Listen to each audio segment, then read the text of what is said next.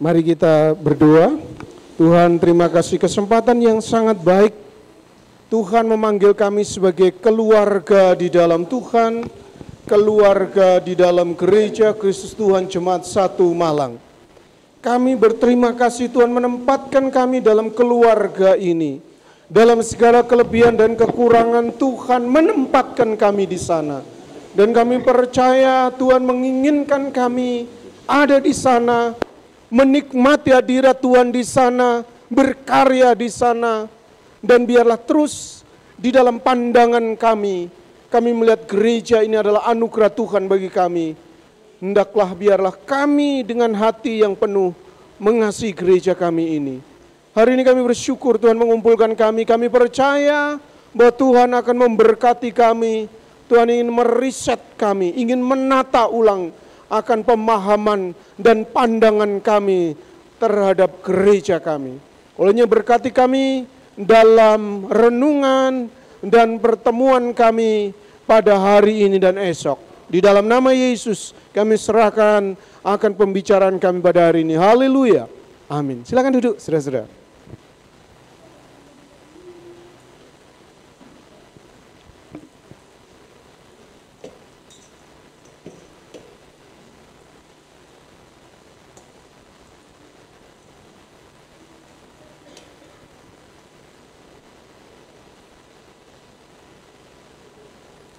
Shalom saudara-saudara, saya terhormat sekali dipercayakan untuk menyampaikan sesi ini. Saudara ngundang pembicaranya cukup jauh, kira-kira tempat saya 1 menit dari sini. Jadi saudara-saudara, ini cukup dekat. Jadi saya warga Jedong, sudah KTP Jedong. Saya promo dulu Bapak Ibu ya. Nah ini promo pertama dingin, makanya ibu-ibu udah nutup pintu tuh, dingin daerah sini. Nggak jauh dari Malang, tapi dinginnya kayak batu, enak toh? Dan gitu. Jadi Bapak Ibu, daerah kami ini, promosi dulu ya. Daerah kami ini daerah perkebunan jeruk. Jadi kalau misalkan Bapak Ibu sini, belakang-belakang ini, Kalwat Bethlehem, belakang sana itu perkebunan jeruk semua. Jadi kalau misalkan nanti mau ikut panen raya ya bulan 7 lah ke sini ya. Bulan 7 itu panen raya. Bapak-bapak atau ibu-ibu yang suka jalan pagi, siapa?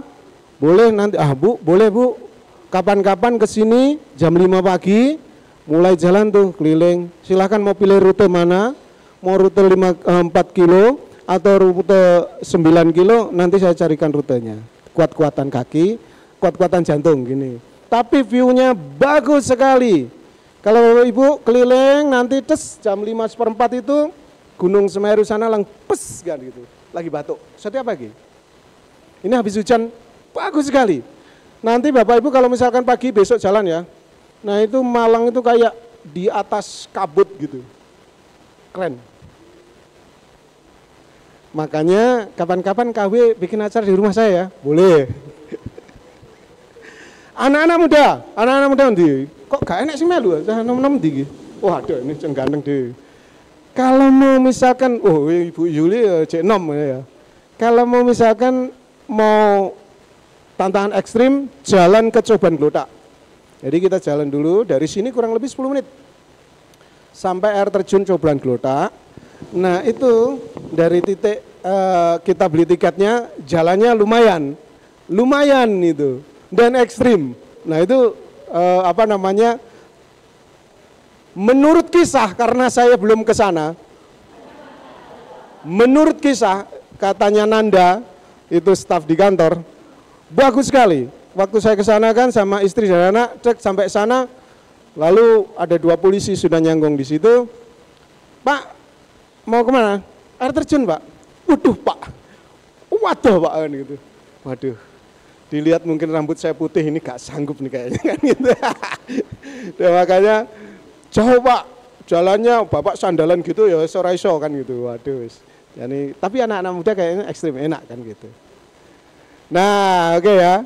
Jadi kalau misalkan nanti mau bikin jalan boleh, ngumpulnya base campnya di tempat saya. Nah, ibu-ibu mau bikin KW kapan-kapan tempat saya ya, kan gitu.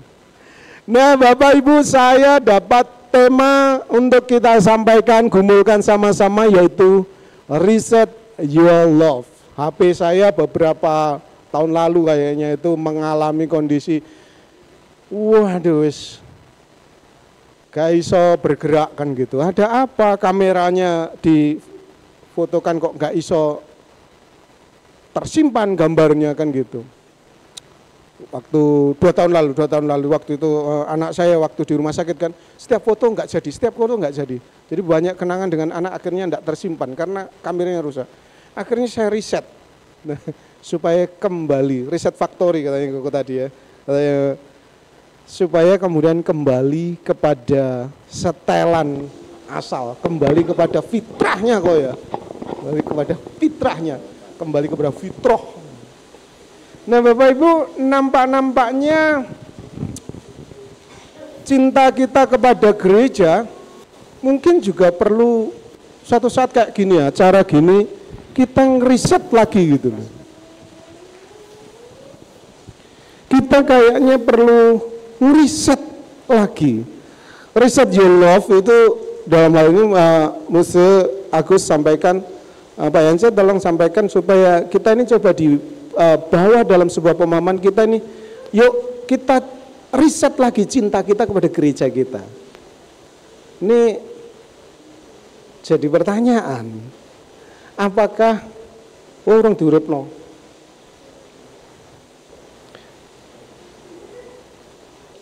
Gak iso. Apakah saya masih mencintai gereja saya? Ini masih enggak, ini pertanyaan serius ini. Pertanyaan serius. Ada cukup menarik. Saya coba kemarin googling ya. Berapa survei dilakukan oleh beberapa lembaga survei. Ada yang mengatakan bahwa tingkat kehadiran jemaat tahun 2025 itu di Amerika diadakan memang. Ada beberapa, ada yang Barna yang melakukan. Ada satu lagi lembaga survei yang melakukan, ada 3 lembaga survei. 2 lembaga survei mengatakan tingkat kehadiran jemaat dalam ibadah itu naik.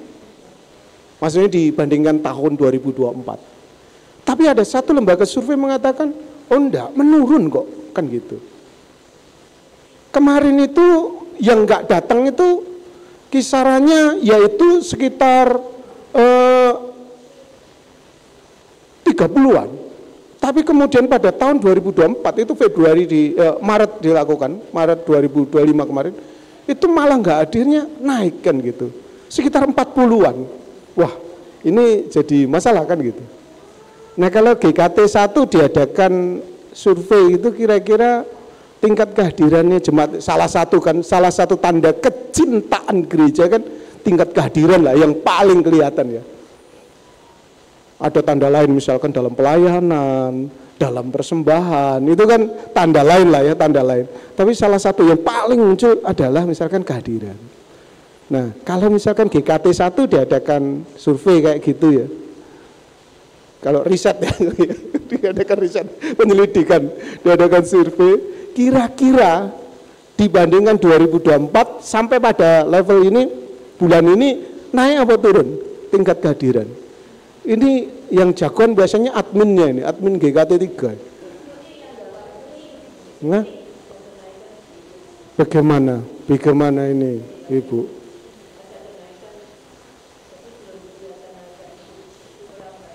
Merambat naik, tapi naik ya, haleluya kan gitu kan. Ini perlu dihaleluyain kan gitu. Aman cik cinta gereja kan gitu. Nah, saudara-saudara, ini menarik, saudara, hal yang menjadi kenapa kemudian kita harus memikirkan ulang terkait dengan atau melihat ulang tingkat kecintaan kita kepada gereja. Thomas Aquinas itu mengatakan gini, cinta kepada gereja adalah tanda cinta sejati kepada Kristus, karena gereja adalah tubuhnya di dunia. Jadi Bapak Ibu kan gini, Tuhan Yesus kan buatan ketinggal, nggak kelihatan. Yang kelihatan ya gerejanya ini. Kalau dalam bahasa Thomas Aquinas, bukti cinta kita kepada Kristus adalah mencintai gerejanya.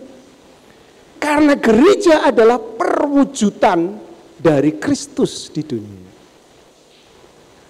Jadi kalau misalkan kita nggak mencintai gereja kita dengan sungguh-sungguh, kan jadi pertanyaan, kan gitu. Tapi apapun alasannya, memang wah ini idealnya saya harus mencintai gereja dong, kan gitu. Idealnya semua orang harus cinta gereja, betul. Tetapi pada realitanya, seringkali cinta itu menjadi tergerus, makin lama makin turun. Nah, sudah ada beberapa alasan. Tuh, cilik men gitu tulisan ini. Saya bacakan ya, saya nggak iso ndelok ya. Yang pertama, kenapa orang itu cintanya kepada gereja itu menjadi turun atau bisa jadi luntur? Karena mentalitas konsumen. Nah, ini bahaya nih Bapak Ibu. Mentalitas konsumen. Jadi dia itu senantiasa berpikir apa yang bisa diberikan gereja pada saya.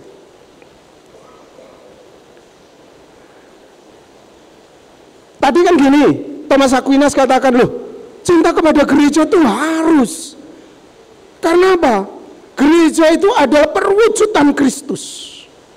Kita harus mencintai gereja. Dengan demikian itulah bukti bahwa kita mencintai Kristus. Tapi kenyataannya seringkali di tengah-tengah gereja muncul hal-hal seperti ini. Sehingga orang itu kehilangan cintanya kepada gereja. Saudara, gereja itu, jemaat itu memiliki mentalitas seorang konsumen. Gereja dilihat seperti klub. Saya sudah bayar, saya harus dilayani. Persembahanku gede loh, kan gitu. Aku harus bantu gereja, kamu harus layani saya. Misalkan. Atau misalkan, oh saya wes nang gereja syukur, kan gitu. Kamu harus layani saya. Saudara-saudara, dia datang hanya untuk minta dilayani. Saudara-saudara, suatu kali saudara-saudara, ada satu jemaat yang pernah saya layani.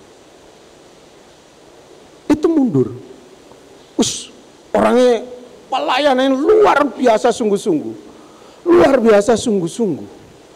Wes pelayanan luar biasa bersama-sama dengan saya dan beberapa pengurus lain itu ngerintis pelayanan kita. Lalu kemudian mundur.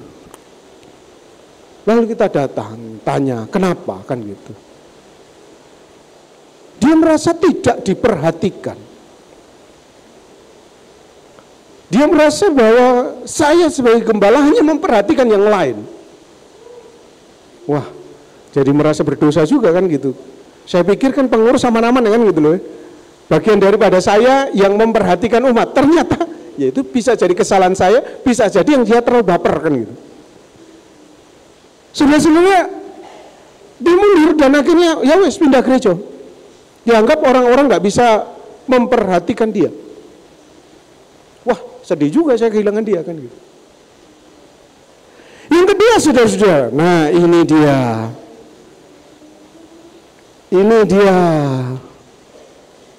Tadi wajib hukumnya mencintai gereja, tapi seringkali orang itu jadi kurang cinta karena apa?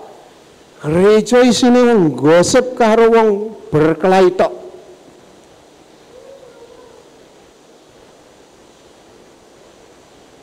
GKRI 1 enggak toh? Aman ya? Aman ya? Aman dan amin. Aman ya? Aman ya? Wah, tertawanya membuat saya curiga. Gereja tempatnya gosip dan perselisihan. Wah, ini bener orang gitu.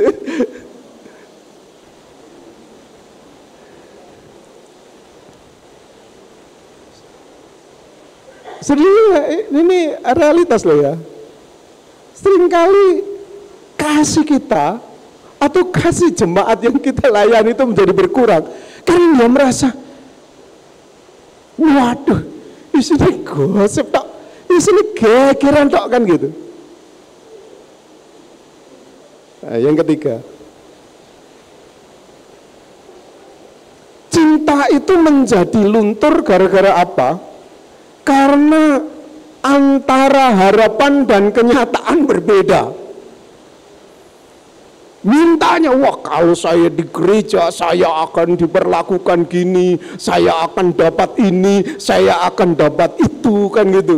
Ternyata tadi musuh kan khotbah bagus sekali kan, gereja itu bukan gereja yang sempurna. Harapannya saya ketemu malaikat bernama malaikat melati, kan gitu kan. Ternyata kan gitu. Hati-hati adiknya Pak Conggang itu. Nah saudara-saudara yang dikasih oleh Tuhan Yesus Kristus, harapan kita begitu tinggi, tapi kemudian realitanya begitu nang gereja, waduh, gletek kok ngene rek kan. Pernah enggak saudara sampai gereja alah gletek rek ngene bae kan ngono. Saudara, ini kisah nyata. Kami kan lagi merintis pelayanan di di Pasuruan ya. Minggu depan ini Kamis ya. Wah, ini Kamis nanti rombongan misionaris dari GKT 1 melayani Pasuruan. Kawin melu kabeh ben rame kan gitu. Nah, saudara-saudara yang dikasih Tuhan, itu cerita menarik. Saya kan besok dengan salah satu jemaat GKT yang di Pasuruan, jadi kami sepanjang perjalanan cerita dia cerita, salah satu ceritanya menarik.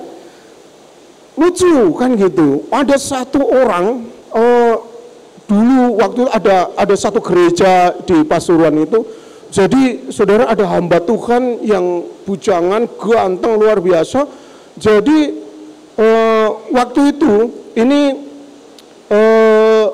bapak ini begitu semangat, suami istri ini begitu semangat, wah menginjili, termasuk jemaat ini dulu diinjili sama dia kan gitu, diinjili sama dia. Tapi dia tidak mau kan gitu, tidak mau percaya kan gitu. Belum waktunya Tuhan waktu itu kan itu. Akhirnya ini suami istri dukung sekali pelayanan hamba Tuhan itu, dan istrinya saudara selalu barengi ini hamba Tuhan siapa jenis yang bujangan ini. Akhirnya kentel saudara, kentel sama hamba Tuhan ini. Waduh, suaminya ditinggal saudara. Seakan kan harapannya mau melayani luar biasa, gereja itu adalah gereja yang suci luar biasa, ternyata bojonya digodol sama hamba Tuhan. Wah, itu realita loh. Sekarang kan kemarin itu siapa namanya, ini jemaat yang di Pasuruan itu datang ke dia nginjili. Gak koniko apa dhisik aku sing nginjili kon saiki nginjili aku gak wis ngono. Sudah dia mundur, hilang sama sekali. Cintanya sama gereja gak ada blas. Betapa tuh lukanya bojone digondol melayu kan gitu. Wah, Jan. Ya itu hamba Tuhan ini mau menangkan jiwa, tapi jiwanya kok bojone wong ngawur itu kan gitu. Ngawur kan gitu. Wah. Saudara-saudara. Nah, di sini cerita. Nah, kan kalau gini kisah nyata cerita itu kan enak. Saya kan melayani sebelum di Malang saya pelayanan di GKT, posnya GKT Betani Jakarta yang ada di Tangerang. Saya melayani di sana. Nah, saudara-saudara, di sana itu di Polres itu cuma saudara satu perumahan ya memang besar perumahannya, tapi gereja wah 20-an lebih. Sak perumahan itu, ya ada beberapa perumahan, tapi maksudnya sak kelurahan itu ada 20-an gereja lebih.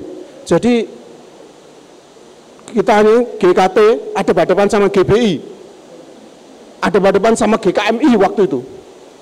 Sebelahnya GBI, sebelahnya GCA, sebelahnya Betani. Wah, sabaris itu 5 gereja. Wah, luar biasa. Nah saudara, satu kali saudara kan gini. Ini rupanya ada satu jemaat itu pindah-pindah gereja. Rupanya harapannya itu dia itu mendapat. Nah ini dia harapan yang salah itu. Harapannya itu menjadi dia diperhatikan dan lain-lain, mendapat bantuan dari gereja dan lain-lain gitulah kira-kira. Nah saudara-saudara kan terakhir saya itu kan menjadi ketua forum komunikasi antar gereja di kecamatan. Sekecamatan saya jadi ketuanya forum komunikasi antar gereja. Nah saudara, satu bapak ini tiba-tiba datang ke, sudah lama dulu pernah ibadah di tempat kita, lalu entah kemana, cuma saya tahu rekodnya kemana aja.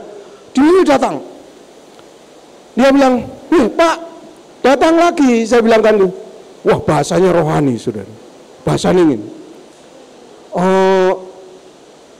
Iya Pak, saya rindu sekali bersekutu dengan jemaat di tempat ini.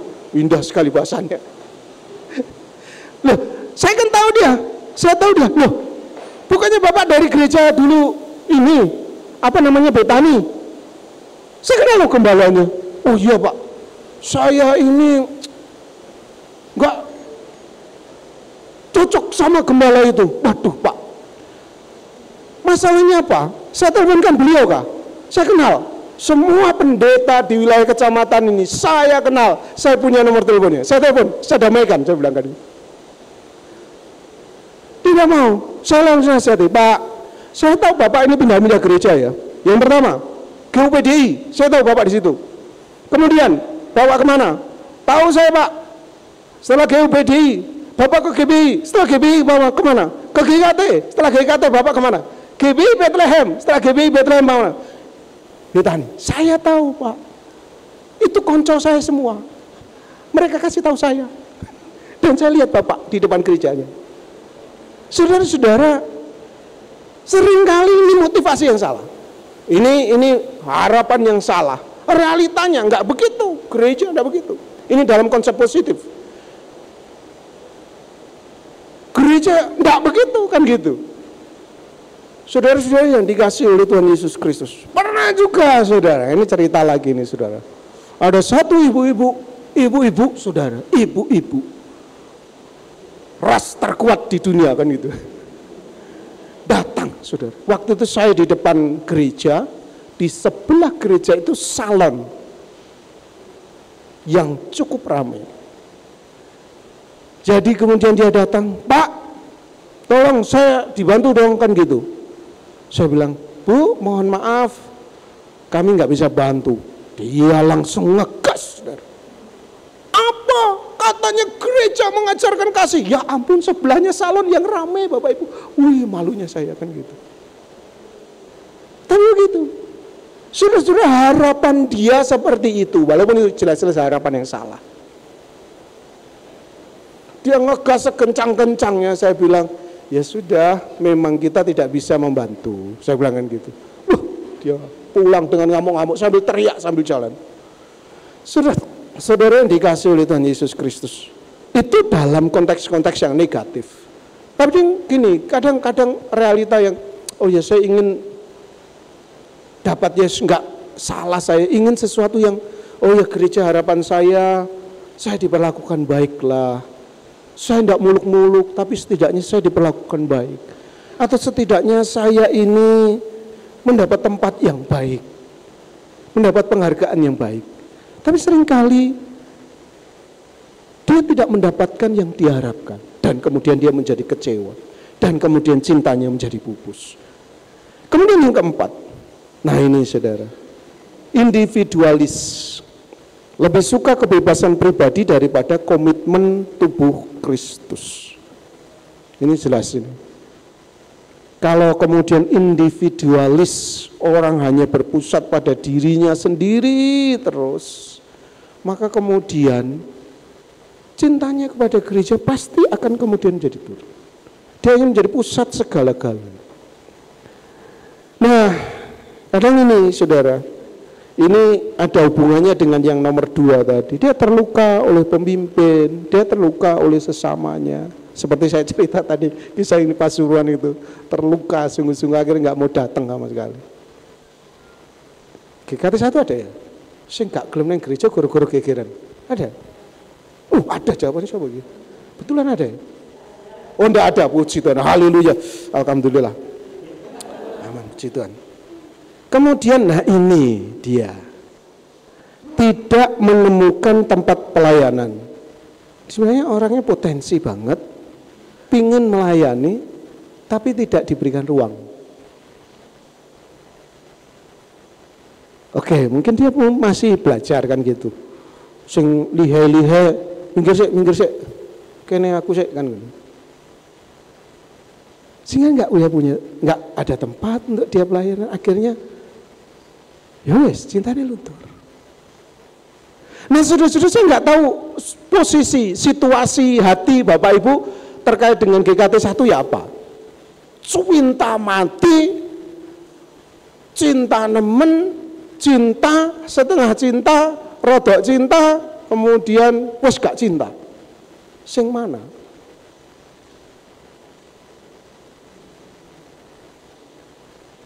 Warni mana Warni?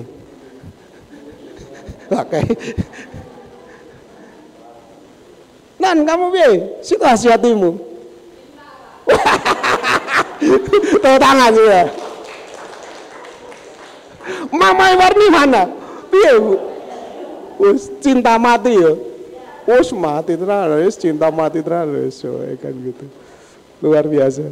Nah, Bapak Ibu, harapannya memang begitu. Nah, hari ini mari kita coba lihat ya. Kenapa kan gitu kita harus sungguh-sungguh mencintai gereja kita. Mengapa kita harus mencintai gereja? Yang pertama, saudara, gereja itu adalah keluarga Allah. Keluarga Allah. Nah, mosok kita nggak mencintai keluarga kita. Begini. Waktu Tuhan itu menebus kita kayak gini ya. Kita itu diadopsi ke dalam satu keluarga bernama keluarga, yaitu gereja itu. Maka seharusnya dong kan gitu kita itu mencintai keluarga kita. Nah, saya coba bacakan ayatnya Bapak Ibu ya. Galatia, saya akan bacakan ayatnya. Galatia pasal 4 ayat 4 sampai 7. Tetapi setelah genap waktunya maka Allah mengutus anaknya yang lahir dari seorang perempuan dan takluk pada hukum Taurat. Ia diutus untuk menebus mereka yang takluk pada hukum Taurat supaya kita diterima menjadi anak. Dan karena kamu adalah anak, maka Allah menyuruh roh anaknya dalam hati kita yang berseru, ya Aba, ya Bapa. Jadi kamu bukan lagi hamba, melainkan anak. Jikalau kamu anak, maka kamu juga adalah ahli waris oleh Allah. Saudara, kita ini ditebus oleh Allah menjadi anak dan disatukan di dalam satu keluarga. Kita ini sebenarnya oleh karena dosa kita bukan anak-anak Allah. Secara keturunan kita bukan keturunan Israel yang memang Israel secara garis keturunan itu dianggap anak-anak Allah. Tapi karena kasih karunia Allah, walaupun kita bukan keturunan Israel, walaupun kita telah berdosa itu, kemudian ditebus oleh Allah menjadi satu keluarga. Kita dijadikan anak-anak Allah dan disatukan di dalam satu keluarga bernama gereja. Maka saudara coba lihat kiri kanan ini saudara.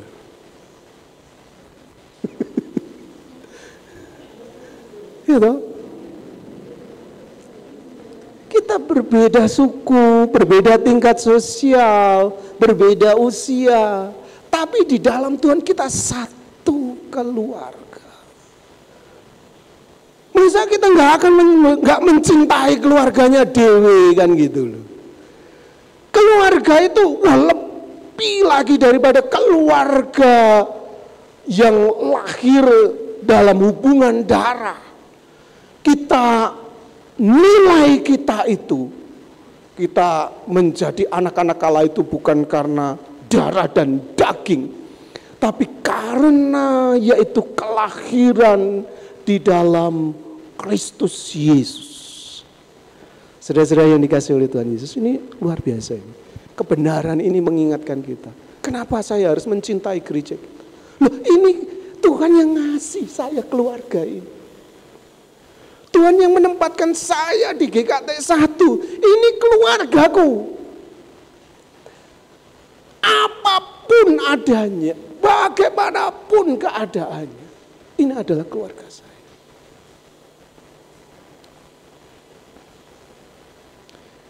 Saudara-saudara yang dikasihi oleh Tuhan Yesus Kristus, dalam segala keterbatasan kita masing-masing, keluarga itu adalah anugerah Tuhan. Tak bersyukur sekali.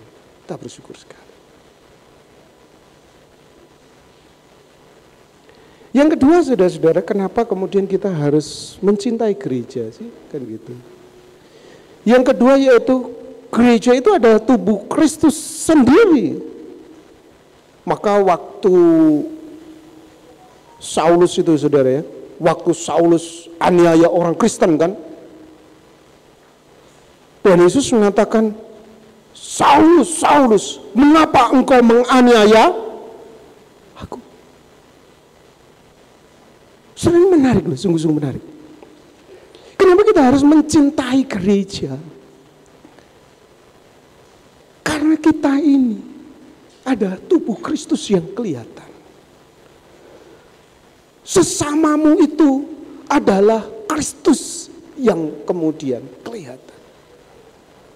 Mungkin kita menganggap, orang kecil, orang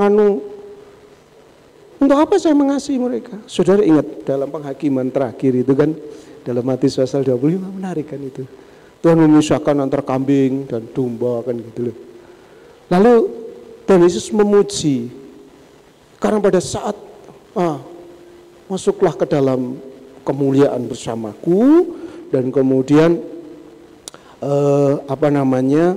karena pada saat aku lapar, engkau memberi aku makan, pada saat aku telanjang, engkau memberi aku pakaian, pada saat aku dalam penjara, engkau menjenguk aku, dan seterusnya. Mereka tanya, loh Tuhan, kapan kami melakukan? Pada saat engkau melakukan kepada yang terkecil itu, sesungguhnya engkau sedang melakukannya kepadaku. Sudah pada saat kita memperlakukan sesama kita di gereja ini dengan penuh kasih, sesungguhnya kita sedang melayani Kristus. Maka kemudian, saudara, kenapa kemudian kita harus sungguh-sungguh mencintai gereja? Karena pada saat kita mencintai gereja, mencintai sesama kita, sesungguhnya kita sedang mencintai Kristus. Suatu saat, saudara, ini pengurus Polres itu protes sama saya. Karena waktu itu kami kan perhatikan ini, ada kan di Jakarta banyak perantau-perantau dari luar pulau yang kemudian mereka berkeluarga di sana, kemudian tinggal di rumah-rumah petak. Dan kami melayani, saya sama istri paling hafal tuh jalan-jalan kecil kan gitu, cuma cukup satu motor, kadang motor aja nggak bisa masuk, jadi kami parkir di depan, jalan kaki ke dalam. Nah saudara-saudara, kami layani orang-orang ini, tapi sering kali ini mbak minta ampun, jangan dilayani api, anak loro gone rumah sakit, gak duwe beras itu kok nih beras, kita nih jemaat protes kan gitu. Wes lah, masa melayani mereka terus kan gitu loh.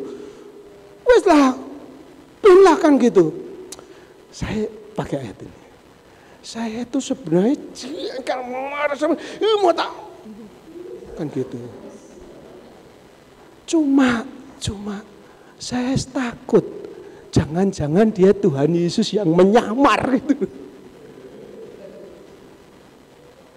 Serius Bapak Ibu, saya akhirnya gini, wis toh, kowe ngamuk-ngamuk ning bapak mak wis bapake keset kerja. Wis panis ngamuk-ngamuk, tapi anake lho sakno. Saya waktu itu lihat dan satu kali saya itu marah betul sama bapaknya kan gitu. Anaknya sekolah minggu pucet gitu kan. Loh, mari pada kok pucat banget kan gitu. Loh, beliau katis mabut. Apa? Kenapa kamu? Belum makan, Pak. Waduh, saya jengkel kan. Mau tak keruas Bapak ya kan gitu. Saudara-saudara akhirnya sudah carikan makan tuh anak ini kan gitu. Nah saudara-saudara kadang kan gini. Kita kenapa sih kan gitu? Kita harus mencintai jemaat gitu. Jemaat itu adalah tubuh Kristus. Seperti Thomas Aquinas tadi kan. Gereja itu adalah Kristus yang kelihatan di dunia. Ayo lihat kiri kanan. Itu Kristus yang kelihatan. Amin. Ayo mencekno Pak. Mosok kudu dikasih.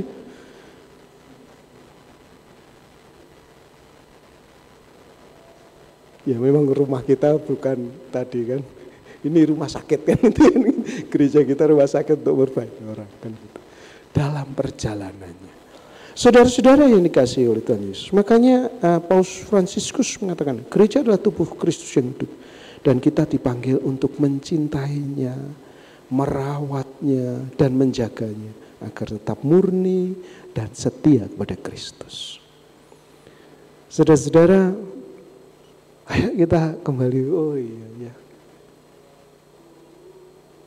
Ini keluargaku yang pertama. Kenapa saya harus cinta? Oh ini keluargaku. Oh ini Kristus, tubuh Kristus yang harus saya rawat, harus jaga. Kemudian yang ketiga, kenapa kita harus mencintai gereja kita? Yang ketiga, gereja itu adalah tempat kehadiran Kristus. Ini dalam Wahyu pasal 21 itu kan tentang 7 kaki dian yang kemudian Tuhan Yesus mengirimkan surat. Tuhan dikatakan bahwa Tuhan itu berjalan di antara 7 kaki dian. Artinya bahwa Tuhan itu memang hadir di dalam gereja. Jadi saudara-saudara, dalam kumpulan orang percaya yang menyembah Tuhan, GKT 1 ini didirikan oleh Tuhan untuk menjadi tata kemuliaan di mana dia duduk di sana, menikmati segala penyembahannya. Maka kemudian betapa harus kita mencintai gereja kita. Jangan sampai ada kebencian di sana karena Tuhan ada di dalam gereja kita. Tuhan sedang menikmati hidup kita. Tuhan sedang menikmati penyembahan kita. Maka kenapa kita harus, oh ya benar ini hati saya harus dimurnikan lagi, di-reset lagi dalam cara saya memandang gereja. Biar saya, loh disinilah gereja itu harus saya kasih. Misalkan nih, misalkan dalam peribadahannya kan kita, kan tadi gereja kenapa banyak orang tidak mengasihkan kan gosip, kritik kan gitu kan, kritik saya nggak ngasih solusi kan gitu kan, cuma kritik tok tapi nggak ngasih solusi. Nah saudara misalkan kita melihat kasih kita harusnya, oh ini tempat kehadiran Allah. Maka kemudian saat misalkan puji-pujiannya, oh ini yang perlu diperbaiki, kasihlah masukan yang baik, cinta yang baik untuk memperbaiki puji-pujian. Pada saat engkau melihat, oh ini, kok ini liturginya begini ya, kasihlah masukan yang baik dengan cinta kasih. Karena pada saat engkau memberikan masukan dengan penuh cinta kasih, engkau tahu bahwa aku ingin bahwa Kristus menikmati kita sekalian dalam kehadirannya. Yang keempat, Bapak Ibu, yang keempat. Kenapa kemudian kita harus mencintai gereja? Yang keempat, karena gereja itu adalah tempat bertumbuh. Nah ini dia yang penting. Semua penting, ini penting. Saudara, kenapa gereja itu perlu dicintai sungguh-sungguh, saudara? Karena ini dia. Di sanalah kita bisa bertumbuh. Tadi kan yel-yelnya bagus ya. Siapa kita? Oh, loyo. Siapa kita? Murid Kristus. Terus apa terakhir? Terakhir apa sih? Siap serupa Kristus. Nah, Tapi nek yel-yel tok kemudian diajak pemuritan wegah ya waduh wae kan gitu. Nah, dalam Roma pasal 8 itu kan dia panggil untuk kemudian kita diselamatkan, untuk kemudian itu dibentuk menjadi serupa dengan Kristus. Caranya bagaimana? Firman, komunitas. Saudara, ada satu ayat begini. Hati-hatilah bahwa pergaulan buruk itu akan merusakkan apa? Kebiasaan baik. Kalau saya balik ini, pergaulan baik akan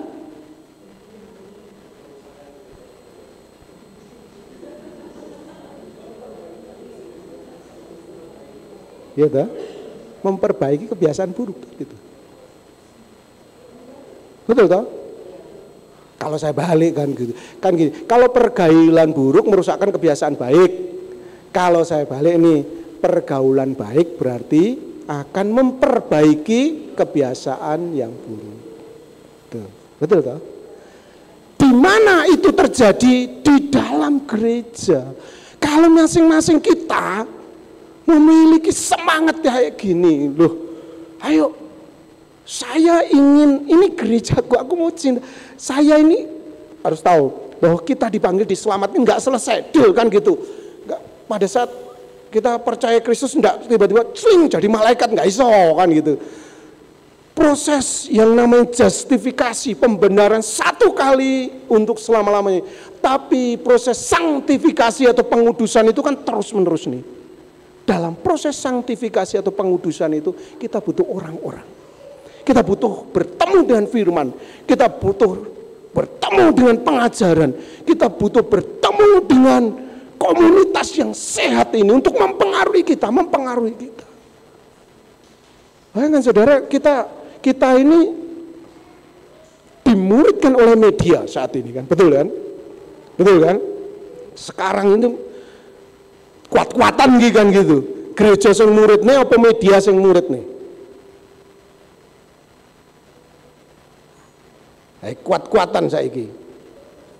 Kita kebiasaan kita ini dipola oleh media atau dipola oleh gereja. Gereja itu ini tempatnya di mana kita itu mendengar firman secara teratur, dilatih dalam kasih, diajar melayani, kemudian diajar untuk rendah hati, kemudian menerima penggembalaan dan pengawasan rohani. Ini penting, pengawasan rohani. Seringkali kan orang nggak mau ditegur tuh. Justru gereja hadir itu untuk memberikan teguran-teguran. Tuhan Yesus ngomong tuh kan, Tuhan Yesus bersabda kan gini, nek sedulurmu salah nasihatono 4 mata. Nek gak iso ya tambah ono, kamu hendak saksi kemudian nasihati dia, kan gitu. Nek gak iso maneh kemudian sampaikan persoalan itu ke jemaat, kan gitu kan. Nek gak iso maneh apa? Serahkan ke iblis. Jangan sampai sana kan gitu kan. Memang levelnya kan gitu. Tapi jangan ujuk-ujuk langsung serahkan iblis ini kan gitu. Jangan. Inilah letak gereja di mana kita tadi kan. Ini kita tempat kita ini sungguh-sungguh diperbaiki. Musa tadi kasih perumpamaan gereja itu koyok rumah sakit. Saudara, kalau saudara ingin melihat tempat paling kudus sungguh-sungguh, tempat kudus sungguh-sungguh, saudara ikut saya ke Dr. Sutomo. Di rumah sakit pasti beberapa rumah sakit ada, tapi Dr. Sutomo itu ada. Itu ruang tunggu GBPT. Nah itu ruang tunggu untuk kemudian pasien-pasien, keluarga pasien, untuk penyakit-penyakit terminal nih, gitu semua. Penyakit-penyakit yang kelas berat nih situ semua. Nunggu di situ. Saya saudara hampir 1 bulan lebih di sana karena anak waktu dirawat. Panasnya minta ampun karena langsung atapnya sengan. Surabaya yang panas kayak gitu kan. Panas. Tetapi saudara, di situ terus menerus dilantunkan bacaan Al-Quran itu. Masing-masing bawa itu Sing wong Kristen yo maca Alkitab. Terus di situ ada ruang sholatnya paling pojokan gitu. Saudara-saudara, saya bayangkan gini. Musa tadi kasih perumpamaan.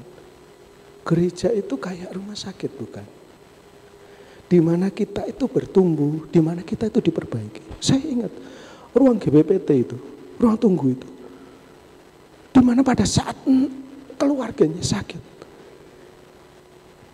yang lain mendoakan sungguh-sungguh.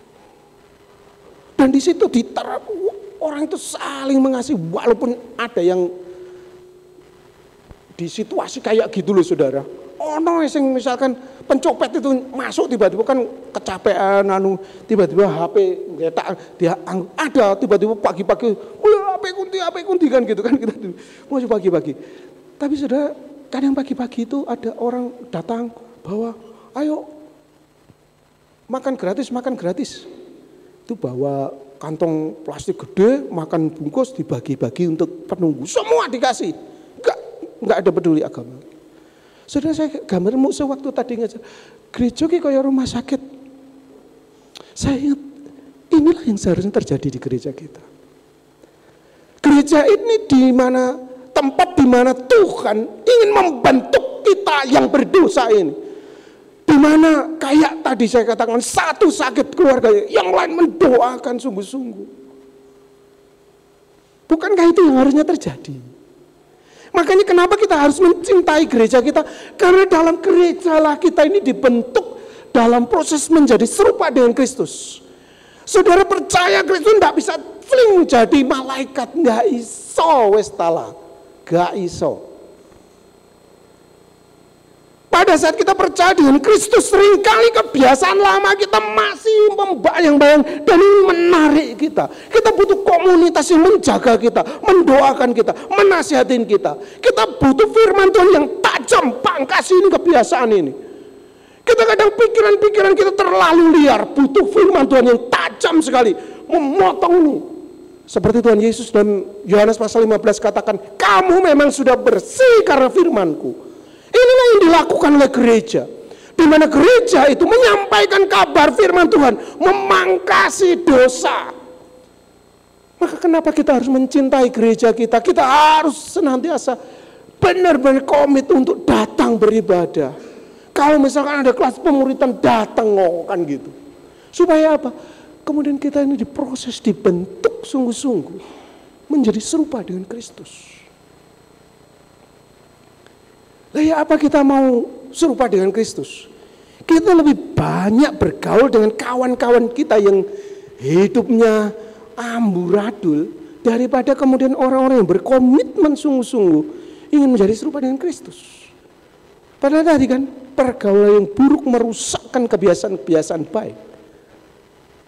Maka kemudian betapa pentingnya, ayo kita bangun gereja kita ini menjadi komunitas yang sungguh-sungguh membangun. Kita cintai sungguh-sungguh. Karena gereja, di dalam gereja GKT 1 inilah, saya dengar firman, saya dilatih dalam kasih, saya diajar melayani, diajar rendah hati. Saudara, saya satu kali ikut dalam Vision Day-nya di satu gereja di Surabaya. Saya lihat, mereka pakai rompi parkir itu. Tak lihat iki dudu wong biasa-biasa kita gayane wis beda lah kan kita bisa nilai. Iya itu dudu wong biasa-biasa. Tapi kemudian saudara-saudara mereka itu mau rela kayak gitu. Karena disitulah diajar. Manusia itu kan cenderung punya posisi dikit, saudara-saudara, wes jangan sombongnya tambahkan gitu kan. Titik. Makanya saudara, saya pernah waktu tinggal di satu di satu perumahan di Poris itu, Poris Paradis 1 namanya. Perumahan itu saudara-saudara, banyak orang-orang kaya baru.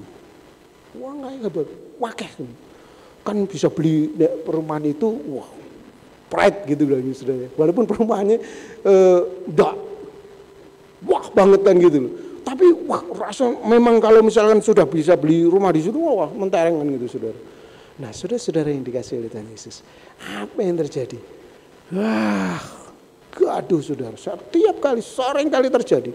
Goro-goro parkiran, malam-malam. Mereka bawa balok mau pukul-pukulan gara-gara apa? Parkir. So gitu itu wis sombong saudara. Wis gak gelem rendah hati kan gitu.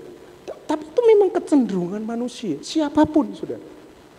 Kecenderungan kita kalau kemudian kita diberkati dalam materi, kita jadi pride-nya naik. Kita punya posisi tambah naik dikit, pride kita naik. Seringkali kemudian itu membawa dalam sikap kita. Tapi di gereja itu kita diajar. Kayak tadi ya, saya lihat di gereja itu, waduh ini kita duduk uang sembarangan, tapi kok yang mau jadi tukang parkir kan. Saudara, di dalam gereja kita diajar untuk melayani mungkin hal-hal sederhana. Saudara menjadi penyambut tamu misalkan kan gitu. Itu pelayan sederhana, tapi mesti katakan, lu penting kan gitu. Kayak pramugari kan. Lebu pesawat senyum kan gitu. Saudara, kesan pertama pada saat bagaimana hospitality itu muncul di dalam gereja. Saudara-saudara yang dikasih, dan ini banyak lagi yang Tuhan ajarkan. Di mana kita belajar misalkan kita memberikan persembahan, itu adalah cara di mana Tuhan itu menolong kita, mengajar kita bertumbuh dalam iman, dalam kasih. Saudara misalkan ada orang-orang yang butuh diperhatikan, dilayani, orang-orang kecil yang butuh dilayani, diperhatikan. Saudara diajar untuk melatih kasih saudara. Saudara biasanya merintah orang, sekarang saudara merendahkan diri untuk melayani orang yang paling kecil. Di gereja itu terjadi. Di gereja itulah itu terjadi. Olehnya mari kita cintai gereja karena ini adalah tempat di mana kita dibentuk bisa bertumbuh menjadi serupa dengan Kristus. Mari kita cintai gereja kita sungguh-sungguh. Disitulah Tuhan dengan tangannya itu sedang kayak tukang tembikar itu sedang membentuk kita.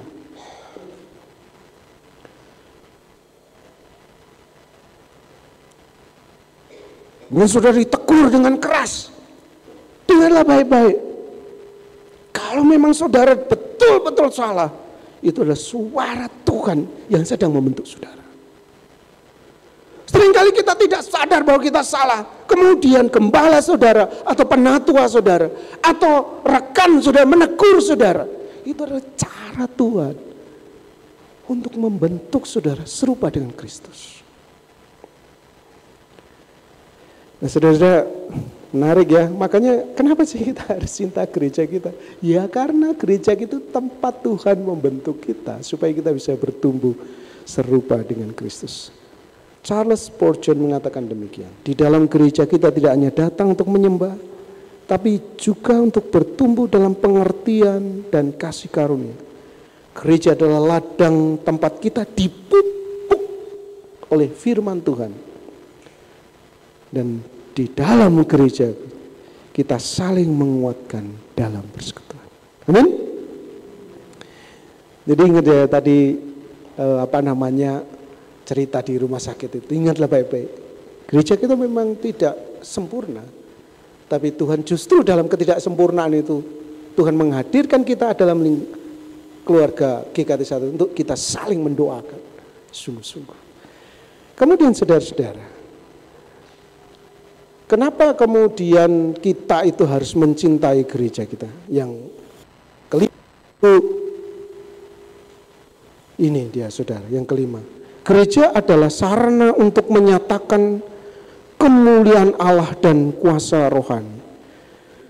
Gereja lokal bukan hanya komunitas biasa, tapi panggung ilahi tempat Injil diberitakan, kasih Allah dinyatakan, dan iblis dipermalukan. Santo Basilius Agung mengatakan demikian. Di dalam gereja kita menyaksikan perwujudan kasih dan kuasa Allah yang tak terbatas. Dan di sana kita bersekutu dengan Tuhan yang Maha Kuasa, yang hidup dalam kita. Makanya kenapa kita harus mencintai gereja kita. Di situ Tuhan menyatakan diri. Ini ada kaitan erat tadi dengan gereja itu adalah bait Allah tadi ya, tempat Kristus itu menyatakan diri. Perwujudan Kristus yang kelihatan itu. Sudah lihatlah baik-baik. Di sinilah Tuhan menyatakan dirinya. Dan yang terakhir saudara, kenapa kita harus mencintai gereja kita? Karena gereja adalah sarana atau alat misi Tuhan dikerjakan.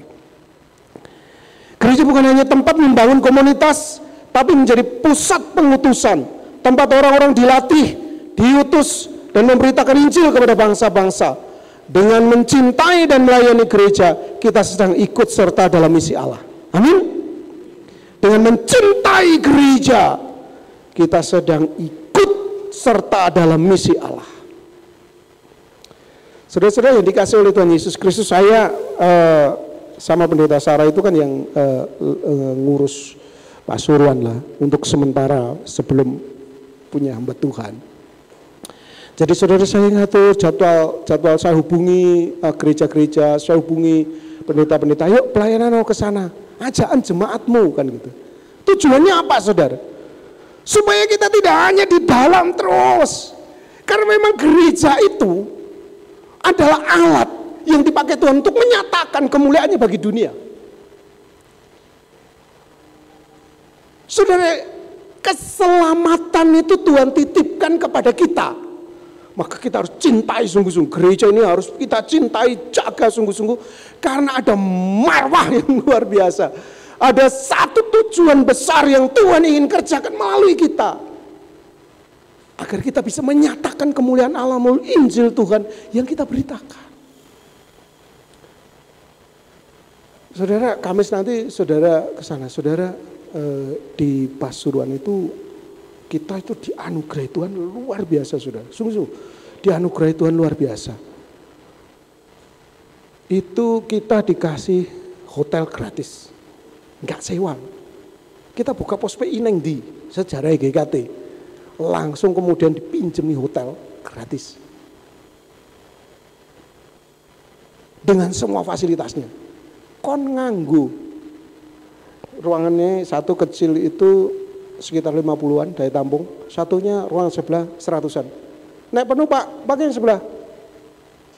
Siap saudara. Yang punya itu keluarga-keluarganya banyak belum mengenal Tuhan. Dan mereka ingin agar keluarganya itu percaya Tuhan.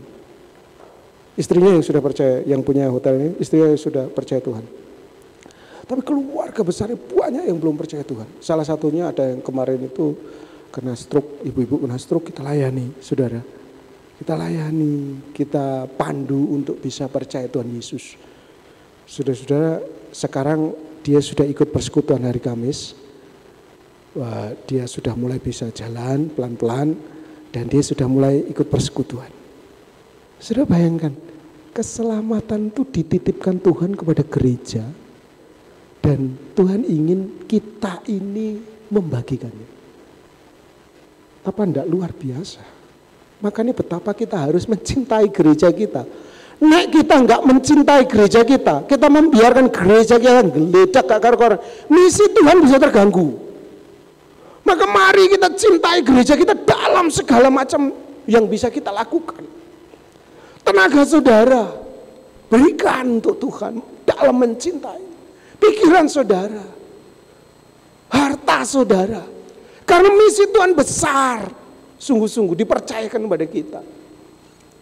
Kalau jemaat enggak mencintai gereja, misi bisa jadi kemudian, bisa jalan, tapi jalannya begitu saja. Tapi kalau semua punya semangat cinta kasih yang besar, memandang bahwa ini cinta kasih Tuhan yang harus saya salurkan kepada dunia ini, maka luar biasa, begitu banyak hal yang bisa kita kerjakan. Saudara-saudara yang dikasih oleh Tuhan Yesus Kristus, maka Santo Agustinus mengatakan ini, gereja adalah tangan Tuhan yang menjangkau dunia. Tempat di mana umat percaya dipanggil untuk melaksanakan misi Allah, yaitu memberitakan kabar baik kepada semua bangsa. dan membawa mereka kepada keselamatan dalam Kristus. Ayo cintai gereja yuk, karena gereja itu agennya Tuhan dalam mendatangkan keselamatan bagi dunia. Yuk cintai gereja sungguh-sungguh, terlibat di sana.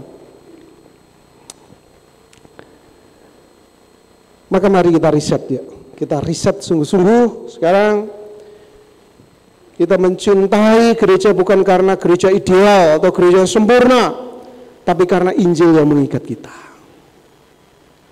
Karena Injil yang mengikat kita. Sungguh-sungguh saudara, ayo kita cintai gereja kita sungguh-sungguh. Yang kedua, Kristus tidak menunggu gereja sempurna baru ia mengasihi, enggak. Ia mengasihi lalu menguduskannya. Biarlah kita juga memiliki prinsip yang seperti itu. Memang gereja kita belum sempurna, tapi mari kita cintai gereja kita dan bersama-sama kita bekerja agar gereja kita bertumbuh di dalam kekudusan, di dalam kemuliaan, di dalam pelayanan, di dalam penginjilan, agar gereja kita sungguh-sungguh efektif bagi Kristus. Saudara, mari kita riset pandangan kita. Gereja ini adalah anugerah. Keanggotaan itu bukan hak, tapi panggilan untuk melayani. Jadi jangan terus kita menempatkan diri sebagai, aduh, kok saya nggak diperhatikan? Apa yang bisa dilakukan untuk gereja bagi saya? Tapi mari kita, oh ya, ini panggilan saya untuk melayani. Saya harus gereja saya harus membuat sesuatu untuk gereja saya. Dari segala macam banyak yang tadi jelaskan, kenapa menjadi dasar kenapa kita mencintai gereja. Mari kita syukuri keadaan gereja kita dalam doa kita setiap hari. Kita doakan sungguh-sungguh, kita syukuri sungguh-sungguh. Kemudian mari kita riset keterlibatan. Kalau tadi kita hanya jadi penonton, mari kita riset nih, oh salah kayaknya gua nih, kan gitu. Ternyata saya itu bukan kayak konsumen, kan gitu. Tapi saya ditempatkan Tuhan menjadi bagian tubuh yang harus berperan untuk tubuh yang lain, bagian tubuh yang lain. Kita bukan penonton, saya harus terlibat sungguh-sungguh. Ayo, sesuai karunia kita masing-masing. Mungkin kita sudah melalui masa-masa kecewa, masa-masa terpinggirkan, masa-masa wes gak mau bangkit lagi. Hari ini kita diriset oleh Tuhan. Ayo. Ini loh. Ini kenapa kita harus mencintai gereja. Kita sudah dijelaskan tadi dengan baik. Ayo balik yuk. Riset kembali. Kemudian riset relasi. Gereja adalah keluarga. Mari kita saling menyambut. Kalau kita mungkin pernah terluka atau melukai, mari kemudian kita berusaha rekonsiliasi dan kemudian dengan kerendahan hati juga mencari mereka yang sudah lama mungkin sudah karena terluka mereka terhilang. Coba kita cari yuk, kita cari sungguh-sungguh. Mari kita kemudian kita riset lagi cara pandang kita kepada sesama kita. Ini keluargaku. Dan kemudian juga tadi riset pandangan kita terkait dengan gereja ini punya peran penting bagi dunia, yaitu misi kita. Gereja tidak hidup untuk dirinya sendiri. Ayo, libatkan dirimu dalam pelayanan keluar. Kalau kita terus di dalam terus di dalam pada satu titik kita gegeran. Tapi kalau kita sibuk melayani jiwa-jiwa di luar kita, ayo, pasti Tuhan akan mendatangkan hal yang luar biasa, pengalaman-pengalaman rohani yang luar biasa. Kiranya Tuhan memberkati kita saudara-saudara untuk meriset kasih kita. Amin. Amin ya. Iya Bapak ya. Gereja ini adalah keluargamu. Gereja ini adalah tubuh Kristus. Gereja GKT 1 adalah tempat kehadiran Kristus. Yang keempat, gereja itu adalah tempat kita bisa bertumbuh. Gereja itu adalah sarana Allah menyatakan kemuliaan. Biarlah kita terbuka. Biarlah kemuliaan Allah sungguh-sungguh dinyatakan. Mukjizat, anugerah yang luar biasa dinyatakan. Yang terakhir, gereja adalah sarana misi Allah. Biarlah hari ini dengan pandangan yang demikian kita riset pandangan kita. Waduh, selama ini aku kurang cinta kayaknya. Dengan hal apa yang dipaparkan, kita kembali. Ini gerejaku. Tuhan kasih aku ada di sini. Aku harus mencintainya sungguh-sungguh. Mencintainya sungguh-sungguh. Apa yang bisa kita lakukan sungguh-sungguh. Lakukan sungguh-sungguh. Apa yang menjadi karuniamu, berikan sungguh-sungguh sebagai wujud cintamu. Kiranya Tuhan memberkati kita. Mari kita tundukkan kepala. Pemusik alunkan musik yang pelan untuk kita merenungkan renungan kita pada hari ini.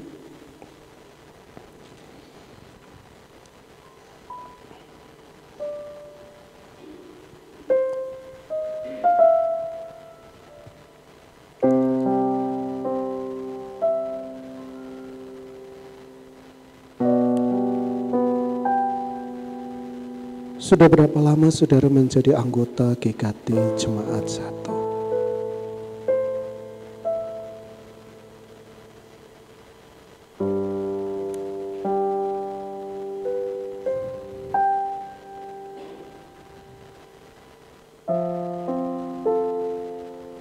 Bagaimana cintamu terhadap gerejamu saat ini?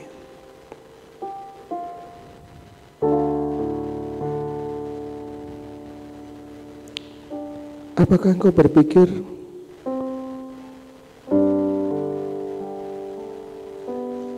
saya ingin datang, ingin menikmati sesuatu di sini?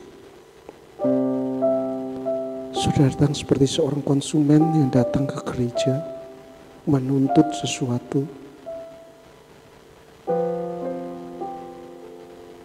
Atau mungkin saat ini saudara sedang terluka, saudara sedang marah, saudara sedang kecewa sungguh-sungguh.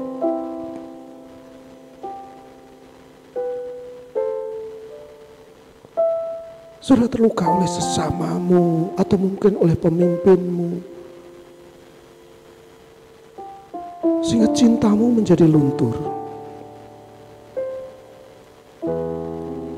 Atau mungkin kau datang dengan harapan yang begitu tinggi.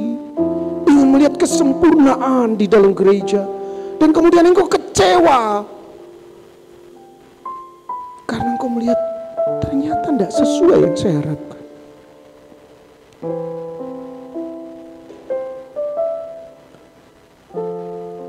Atau saudara mungkin merasa saya orang yang tidak dibutuhkan di sini. Apapun pikiranmu saat ini,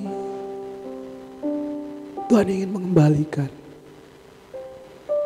Tuhan ingin mengembalikan, mereset kembali pikiran kita.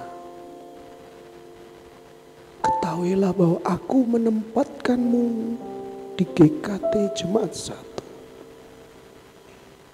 Di dalam gereja yang berisi orang-orang percaya yang ditebus dengan darah Kristus. Engkau ditempatkan dalam satu keluarga. Engkau ditempatkan menjadi bagian tubuh Kristus di sana. Betapa berartinya engkau.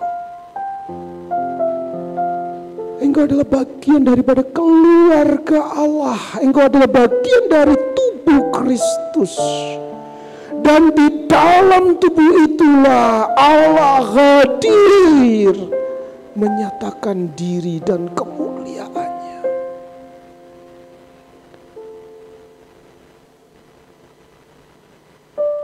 Mungkin kau kecewa dan mengundurkan diri. Mari bukalah pikiranmu. Mungkin justru dengan kekecewaanmu itulah Tuhan ingin engkau bertumbuh di sana. Dengan kemarahanmu itu Tuhan sedang membentuk engkau untuk bertumbuh. Engkau sedang diproses di dalam satu keluarga bernama GKT Jemaat Satu. Karena dalam rencananya yang besar itu, Allah ingin membuat engkau mengalami kemuliaannya, mengalami kuasanya, mengalami mukjizatnya. Hari ini mari kita riset cinta kita. Mari kita riset kembali. Mari kita riset kembali. Karena Tuhan punya rencana. Setelah kita sadar semuanya itu, Tuhan ingin mengutus kita keluar, menjangkau dunia yang berdosa ini. Tuhan mengasihimu, siapapun engkau. Tuhan mengasihimu, siapapun engkau. Engkau anak muda, engkau anak-anak, Tuhan mengasihimu. Engkau adalah bagian daripada gereja ini. Engkau bagian daripada keluarga ini. Engkau bagian daripada tubuh Kristus. Tuhan mengasihi saudara. Hari ini engkau terluka, engkau marah. Tuhan ingin menyembuhkan engkau hari ini. Tuhan ingin menyembuhkan lukamu hari ini. Karena Tuhan hadir di tengah-tengah kita. Di dalam gereja inilah Tuhan ingin memulihkan kita. Segala kepahitan, segala kemarahan, bahkan segala keberdosaan itu Tuhan ingin selesaikan di dalam keluarga ini. Yaitu keluarga bernama Gereja Kristus Tuhan Jemaat Satu. Kembalilah, kembalilah, kembalilah, kembalilah, kembalilah. Ini rumahmu. Kembalilah.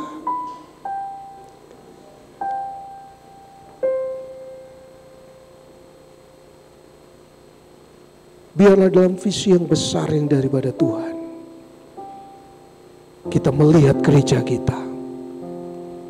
Biarlah dalam mimpi yang besar seperti mimpi dan visinya Tuhan, bahwa Tuhan ingin memakai gereja ini menjadi alat kemuliaannya, alat pemberita Injilnya bagi dunia. Biarlah visi itu ditanamkan besar dalam pikiran kita. Mari kita riset sungguh-sungguh.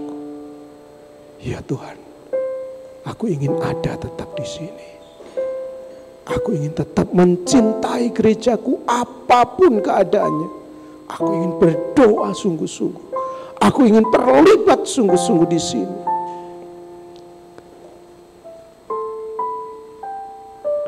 Biarlah kemuliaan Tuhan dinyatakan.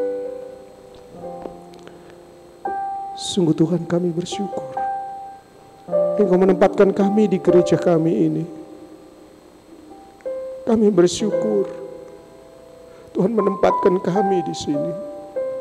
Dalam segala keterbatasannya Tuhan, dalam segala kelebihan yang luar biasa, kami bersyukur. Anugerah Tuhan itu begitu baik dan besar bagi kami. Dan di dalam semua itu Tuhan ingin mengerjakan sesuatu melalui kami. Olehnya kiranya Tuhan, beracaralah, bekerjalah, riset kembali hati kami untuk mencintai gereja-Mu. Kiranya semua yang sudah kami dengar, Tuhan berkati, menjadi sesuatu yang memperbarui kami. Dalam nama Yesus kami berdoa. Amin.